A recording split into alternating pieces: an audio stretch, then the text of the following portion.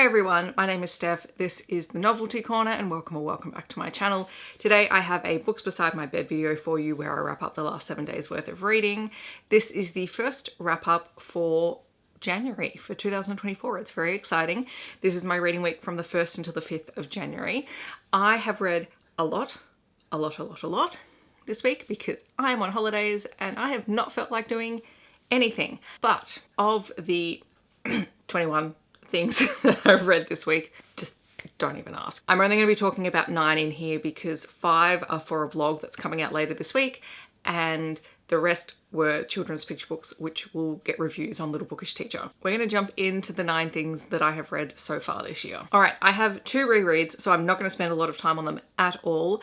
I reread or re-listened to the audio for Magic Claims by Ilona Andrews, which is the second book in the Kate Daniels Wilmington Years series. And I also re-listened to the graphic audio of Clean Sweep by Ilona Andrews, which is the first book in the Innkeeper Chronicles series. Now, I was listening to these while I was cooking and cleaning and things like that. I just like to have comfort reads on when I do those sorts of tasks, and starting the year with Ilona Andrews is never a bad thing.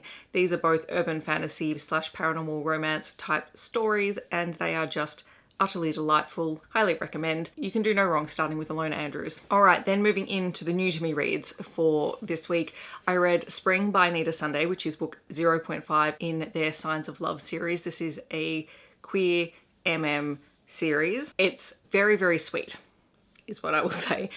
These are if you just want to read something that's sweet and kind of heartwarming and just adorable. So Flynn owns a florist and he is asked by a friend to send these bouquets and letters that include horoscopes to the guy that owns the coffee shop across the road from him. Now, Flynn has had a crush on Jack for the longest time, but there is also things in their past that have sort of caused friction between the two of them.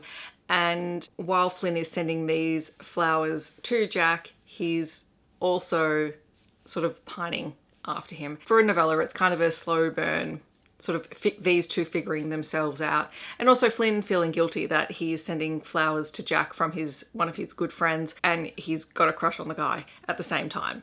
So it was just very short, very sweet, and just very Anyta Sunday, which was lovely. Then I read Their Matchmaker by Allyson Lindt. I read this for the Buzzwordathon challenge for January. It is book 2 in the 2+1 series by Allyson Lindt, and I think Allyson Lindt gets one more go from me because this was not my favorite at all. It didn't quite work for me. So this is a polyamorous MMF story. It is about a woman who has a dating app that's based off matchmaking people to their ideal person. We've read plenty of these types of books before, and she needs investors in order to get this off the ground. And she ends up sort of getting the attention of these 2 guys who are partners, Gavin and Aaron, and one is a former celebrity who has a lot of inner demons, and the other works in investment banking, etc. They sort of enter into this very flirty, playful, bantery kind of relationship, and then the hero, who is the celebrity, has a massive relapse, and it gets very complicated and messy.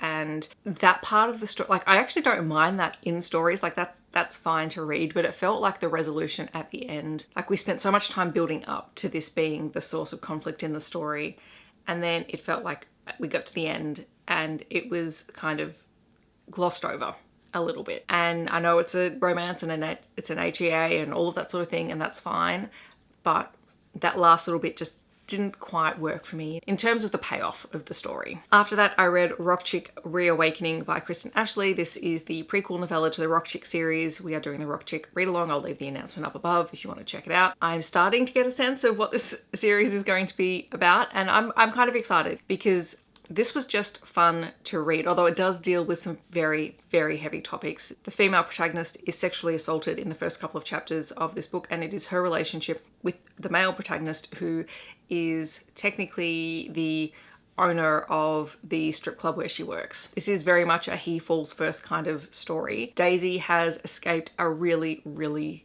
terrible home life and she's sort of come into her own. She has decided to work at the strip club because she enjoys it, she is good at it, and she has no shame about doing that. And Marcus sees her and is just immediately intrigued by this woman, and she's out there and over the top. She is a Southern woman, but she has her own style. Like in my head, I was thinking Dolly Parton, kind of out there. She owns everything that she does, and I love that about her as a character. Marcus is kind of crime boss. He kind of works in the underbelly of the city, but as I said, he's smitten with her, and when she is attacked, he takes that really, really personally, and he wants to make sure that she's taken care of, that she knows that she has support, and that he doesn't rush her into anything before she's ready. Yeah, it was just a really fun read, considering how heavy it was and how many content warnings there are in the book, because there's also murder on page. Be aware of that. I don't know if it sets up the rock chick, the main books. I know these two are side characters from the conversations that I've had with the people who are buddy reading this with me. So I'm intrigued. I'm very intrigued. I'm excited to get into rock chick.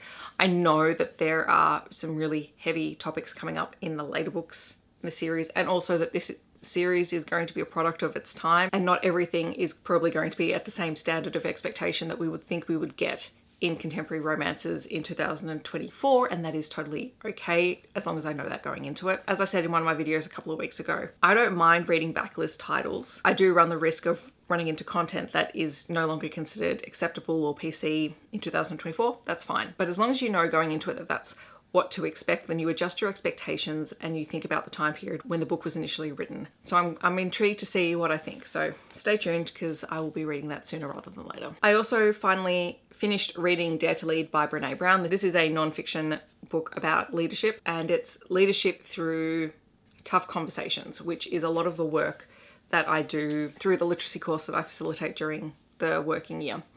And this was really, really interesting. I ended up switching to the audiobook for this one because I knew that I probably wasn't going to pick up the physical book. I did listen and sort of read along for a little bit, and then I just had the audiobook and was listening to Brene Brown narrate her own work, which was probably the best way to do it. Very interesting, very insightful. A lot of this I have heard in various forms at other points in time, but it was great to sort of hear her own experiences, how she struggles with tough conversations, and how she also struggles with the way that she manages herself in situations. So I'm like, yeah, that sounds like me and the expectations I put on myself, and the way that I've got to stop and sometimes take a step back and think about how I actually approach a conversation, because I do sit in a official leadership role. All teachers are leaders, but I sit in an official leadership capacity in my work, and so having tough conversations is part of that, and I hate tough conversations. Like oh my god, I can't tell you how much I hate them.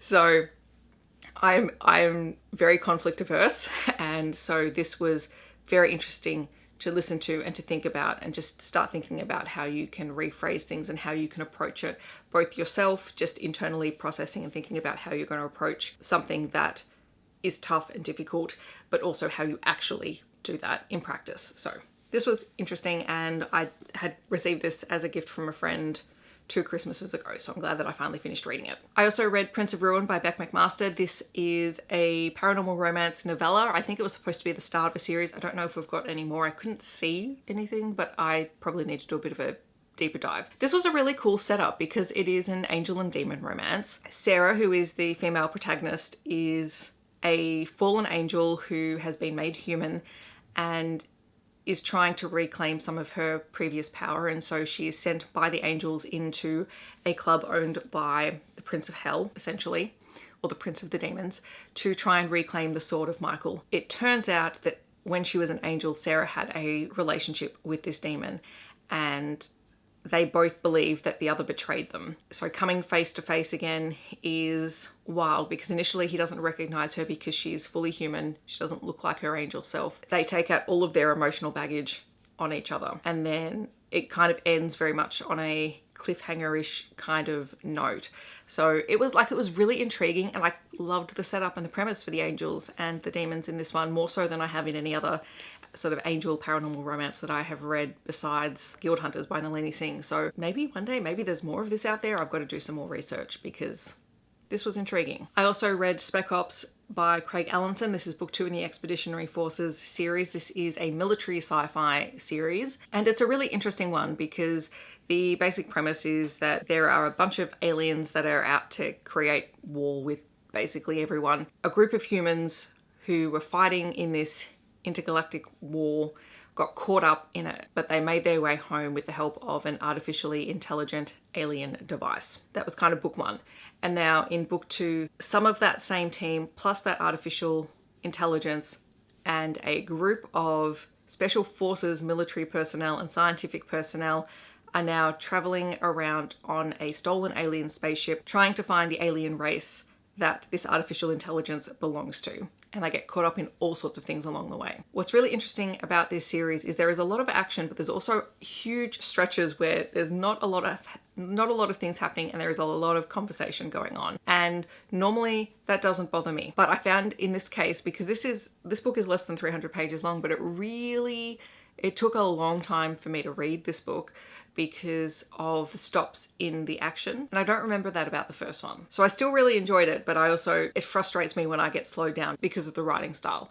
But that said, it's very humorous, it's very funny. The artificial intelligence just does not think much of humans at all, but is very invested in them, and is very invested in Joe, who is the protagonist, the point of view character, who is an ordinary sergeant who has been promoted to colonel, even though he doesn't believe he should be promoted to colonel. And now he's a captain of this ship and a captain of all of these people. And he's worried about the fact that he's not what they expect him to be, and that he's, kind of the underqualified guy here. But he's kind of that everyman kind of character. And he comes up with ridiculous ideas that sometimes work because they are just ridiculous and off the cuff. And the artificial intelligence Skippy just can't wrap its mind around it sometimes. In the end, this is mostly about sort of the relationships of these characters, their journey through space, and the potential return home. So I'm glad I finally got to exit. This one sat on my KU TBR for a year. So we've ticked that one. That was the oldest one on my KU TBR. Good job, me. And then finally, the last book that I read this week that I'm going to talk about in this video is The Quiet and the Loud by Helena Fox. This is an Australian young adult title. It is set in Sydney.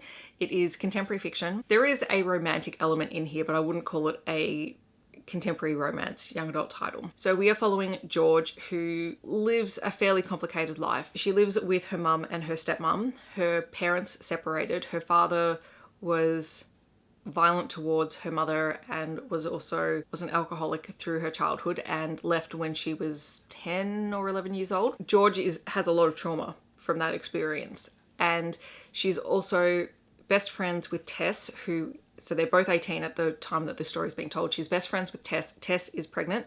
Tess deals with a lot of anxiety and has her entire life, and we kind of find out where some of those triggers came from, and it's related to George's early family life. But Tess is pregnant and deliberately chose to get pregnant thinking it would solve her problems, and we rapidly discover that that is not the case in the story. They're friends with Laz, who is a climate activist, and this is set during 2019 when there were some pretty severe wildfires happening in and around Sydney and New South Wales. So Laz is dealing with a lot of stress and anxiety around that. This sort of creates a melting pot situation. On top of all of that, George meets Calliope, who is new in town, and she is a girl that she begins to develop feelings for. And all of this sort of begins to come to a head in the story. So there is a lot of things going on. It's very complicated. It looks very much at mental health, about keeping secrets because you're trying to protect other people.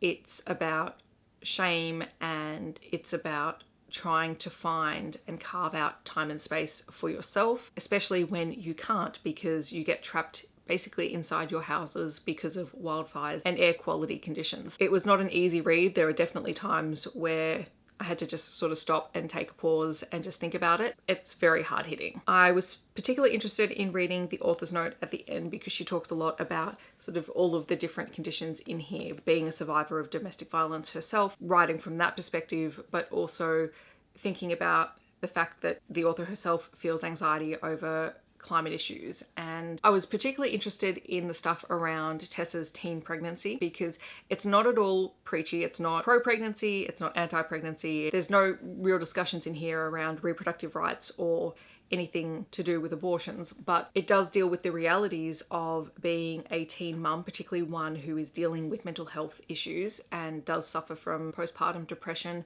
and the impact that that has on everyone else, and also codependent relationships and expecting other people to always be there for you. So it was really interesting and quite a hard-hitting young adult. This is definitely for older readers. for sure. It's the upper end of YA. It is not the lower end of, 13 years old. So just be aware of that when picking it up.